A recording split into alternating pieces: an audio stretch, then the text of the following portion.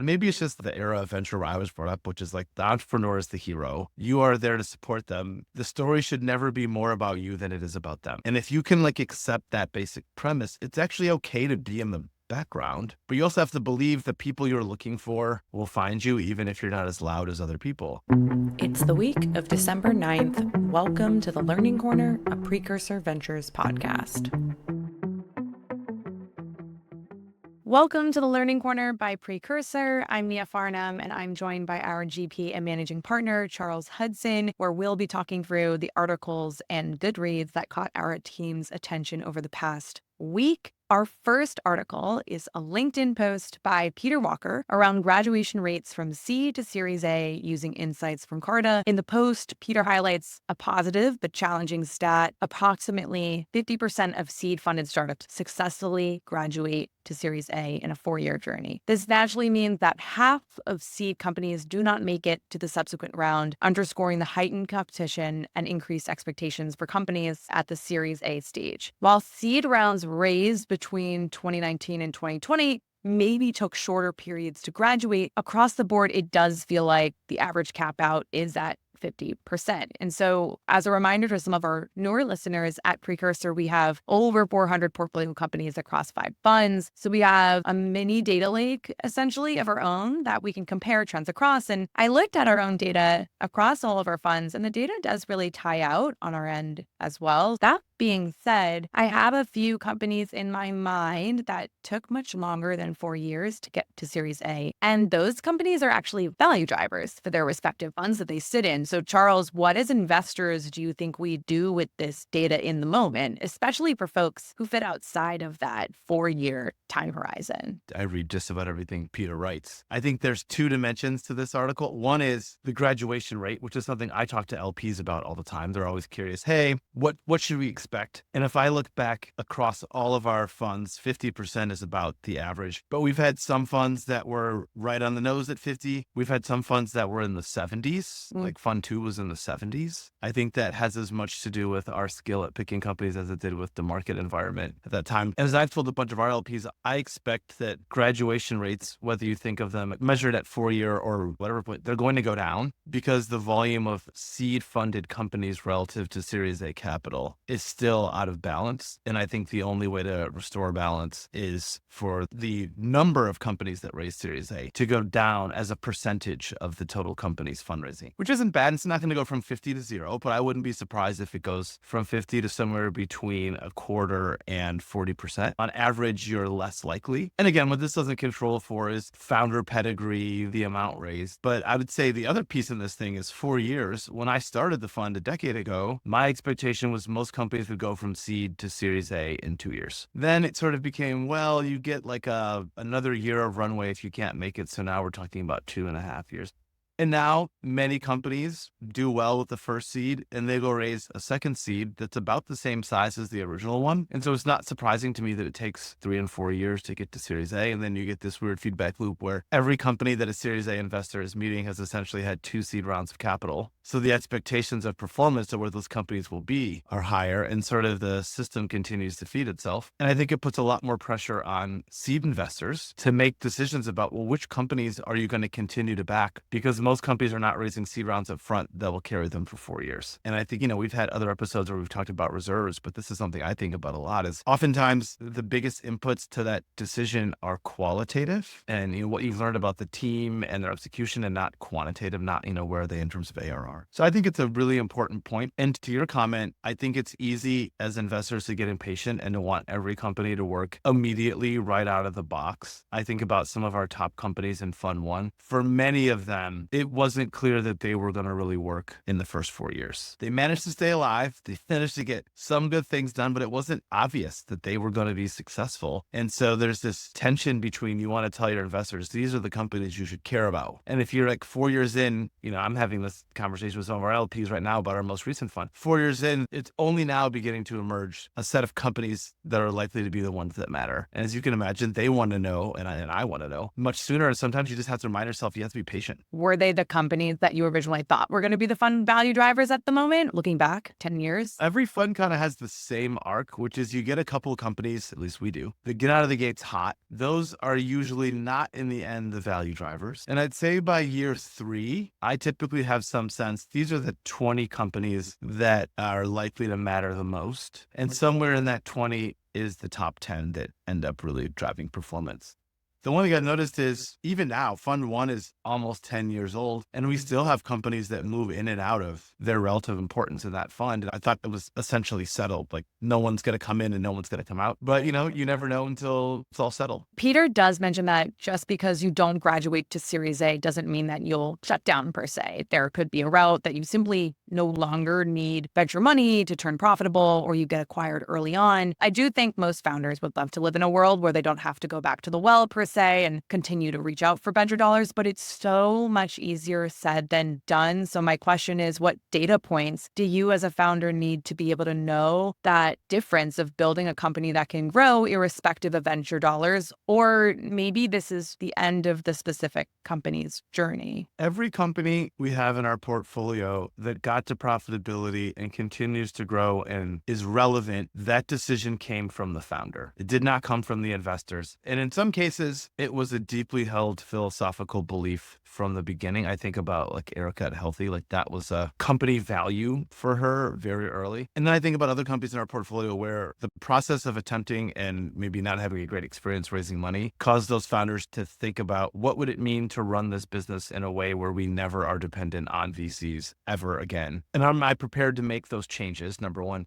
And number two, if I make those changes, will the business that comes out the other end still be interesting? And so those are the questions I always ask founders too. It's like, it's great to get to profitability, but in service of what? If you get to $3 or $4 million in revenue and you're dropping $1 million to the bottom line and you're not growing, if that's a business you want to continue to run, by all means do it. But it's also, if it's not a business you want to continue to run, maybe that's the answer, that it wasn't big enough to sort of warrant additional venture dollars. And I find it very interesting that a big chunk of our top performing CPG companies have gone this route. And in many cases, it was in response to very tepid VC interest in funding their category. And the irony is now, I think VCs would love those companies.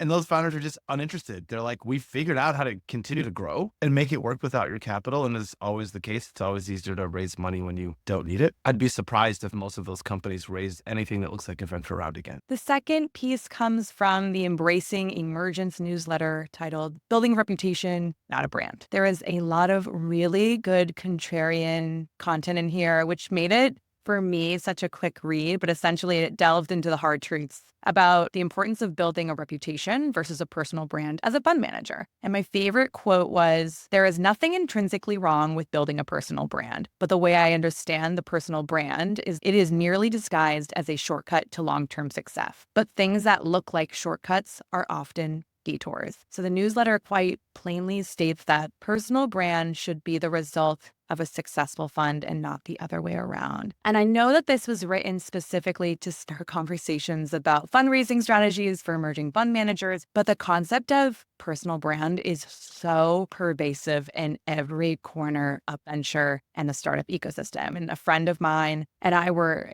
getting coffee and we laughed recently of how much peacocking occurs in venture from one investor to another, oftentimes with both of them never having returned a single dollar back to the fund during the lifetime of their job. So as wild as that seems, and as much as I absolutely agree with the sentiment that reputation is the stronger long-term investment, we as an ecosystem are pelted by personal brands. And so it occurs at the fund manager level, at the investor level, at the founder level as well. Like, how do we as an ecosystem recalibrate from that? I think it's really hard because when I got into venture, there was no social media. There were no venture celebrity, maybe like John Doerr. There were a couple of venture celebrities, but not really. Most venture capitalists were like pretty anonymous people. Actually, it's funny. I read this article, I can't remember who wrote it, which was like when venture became retail. And a lot of what they point to is actually like DFJ as a firm that was like much more open to, meeting a bunch of guys in Estonia who built Skype, like just thinking differently and being out there and being visible. And at the time, like when I got into venture, it was much more of a genteel, we don't advertise, we don't do marketing, like people find us. It's all a reputation. And that isn't the market we're in anymore. And I remember when when Andreessen Horowitz launched, it really did feel like that changed the game about what it meant to be a high profile venture firm. And that's had all of these spillover effects. One is that like we have far more mobility in venture capital than we used to. It used to be kind of like law. You go work at one firm and you either make partner at that firm or like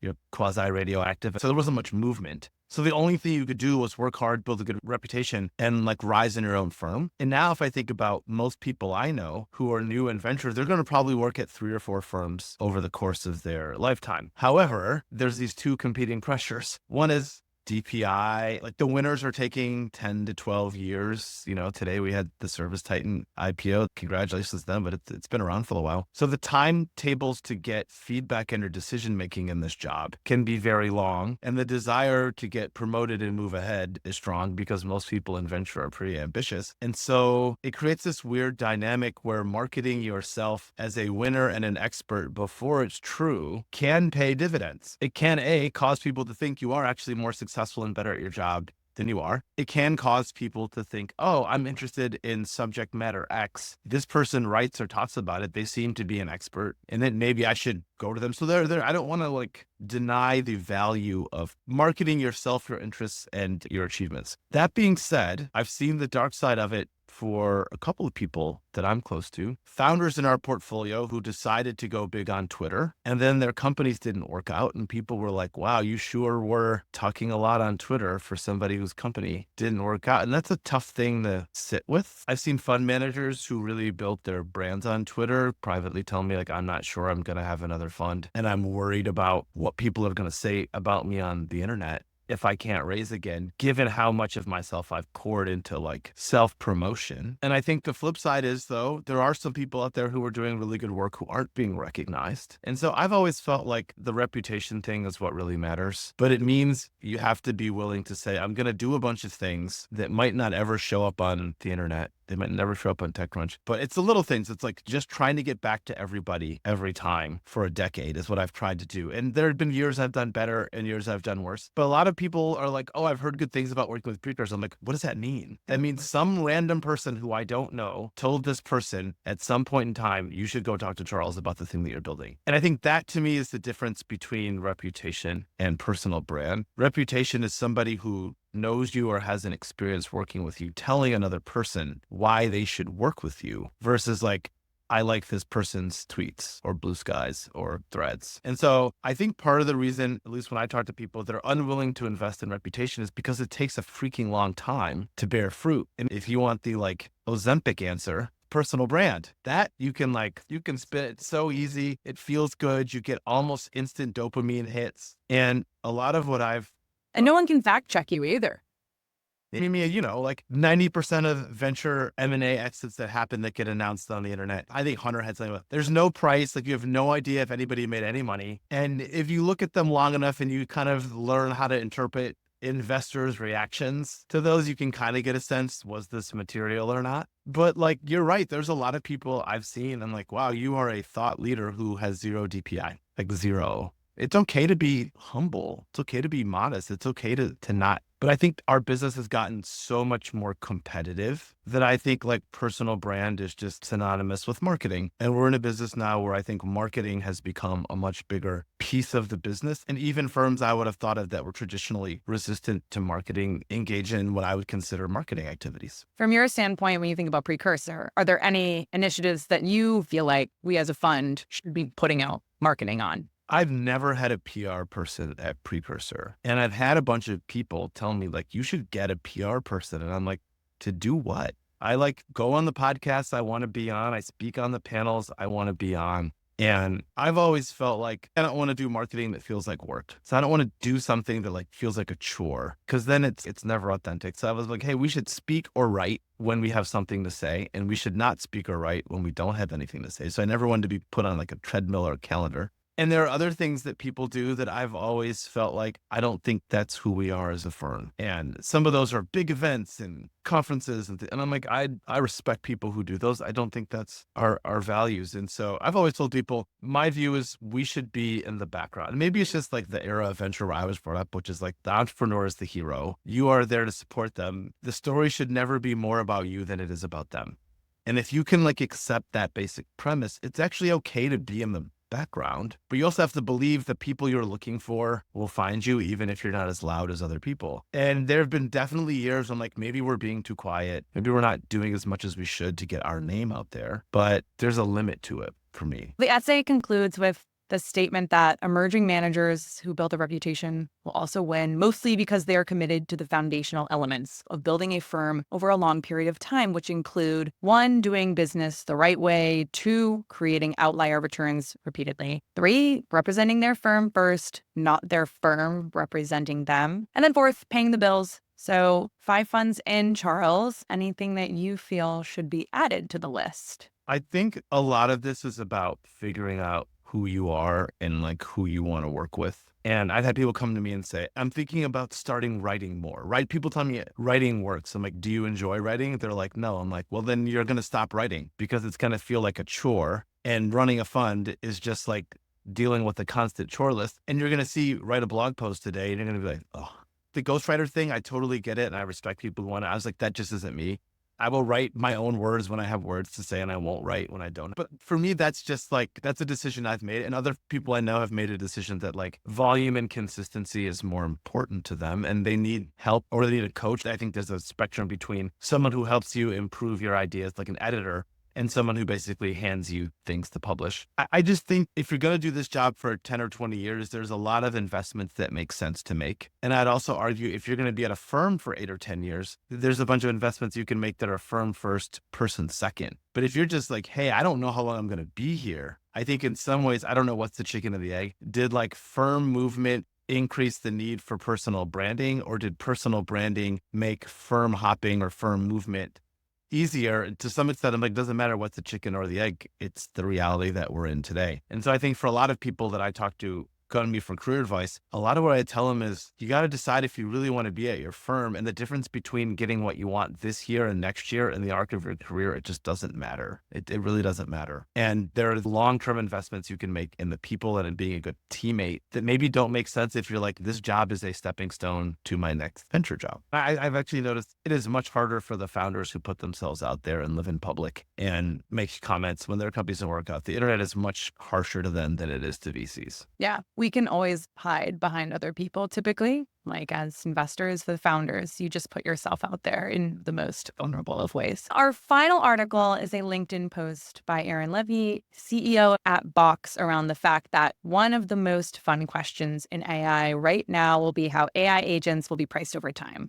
He laid out 4 approaches with pros and cons to each one. The first one is pricing agents like labor, but simply at a discount. Over time, the price for these services will probably shift. The second approach is pricing agents on a per outcome basis to tie what the customer needs to what they are paying for. This could be more favorable to service providers as the underlying AI costs drop over time and that margin grows. The third is to price as close to the underlying AI costs as possible, and you become the lowest cost for the customer. This obviously could encounter some bumps if you're thinking about it from a shareholder perspective and maximizing returns. And the fourth is simply maintaining a pure SaaS seat subscription model and offering the agents that do unlimited work to those users.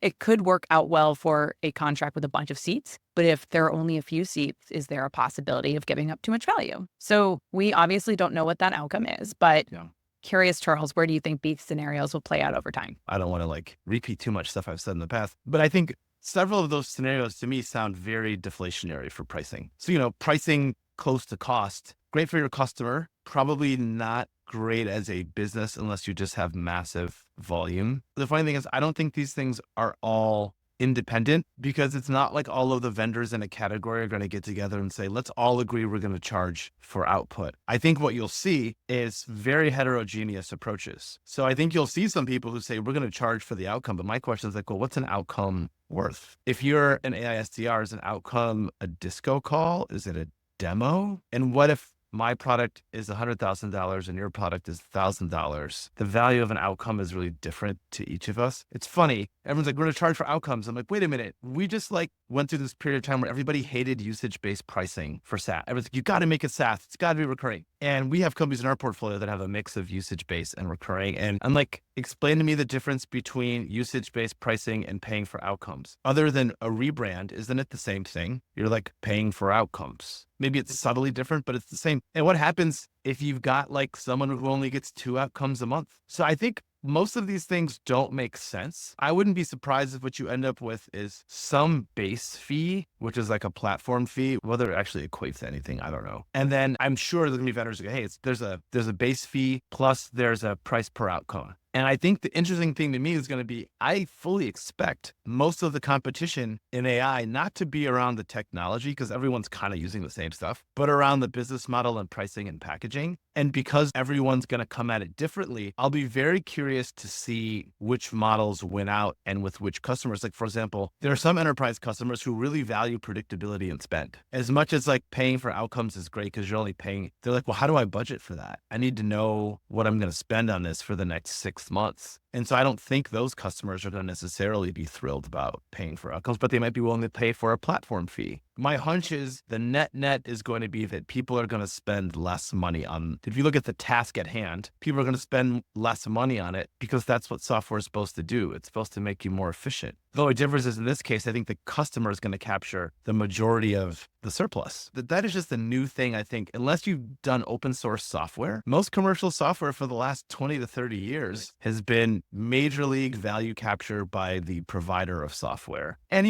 some value creation for the customer, but most of the value was captured by the person who sold it. And I think we're going to go into a world where that pendulum shifts. And I think software companies are going to look very different. I also just like this post because some of the people in the comments had really passionate, real world examples and experience. So I think this is really, for me, the battlefield for B2B SaaS. Yeah. And this is all irrespective of how good the AI agents actually are. I stumbled across a website that literally ranks and roasts AI agents. That's all it does. And so you go on there and you just rank and roast them all. So it's happening now. Customers are starting to get smart on what works and what doesn't. And so as a result, they're going to get smarter about how they put their dollars to work. Well, we're all out of time for today. Thank you, Charles, for taking time to sit with us. And thank you to our listeners for stopping by. Please like and subscribe, and we will see you all next week. Thank you. Bye.